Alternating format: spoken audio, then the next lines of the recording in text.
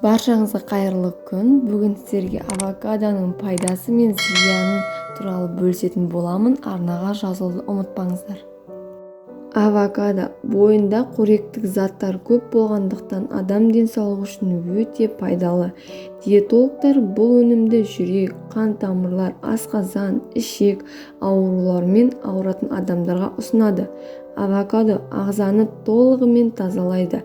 Жұмсақ кілегей болғандықтан оны кез келген тағамға қосуға болады. Авокадо құрамында витаминдер мен минералдарға бай. В5, В6, С, Е және де майлар, көмірсулар бар. Авокадода 100-160 калория бар. Сонымен қатар көздің көру қабілетін жақсартады және де онкологиялық аурулардың алдын алады.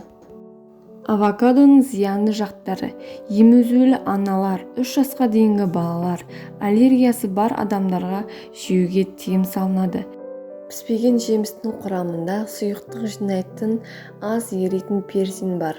Піспеген жеміс қолдану кезінде тұншығу, жүрек айнуға әкеліп соғады.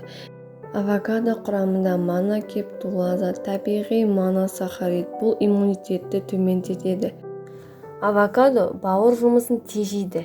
Ескерткен жөн, авокадо күніне 150 граммнан артық қолдануға болмайды. Пайдалы кеңестер ұнайтын болса, каналға тіркеліп, лайк басуды ұмытпаңыздар.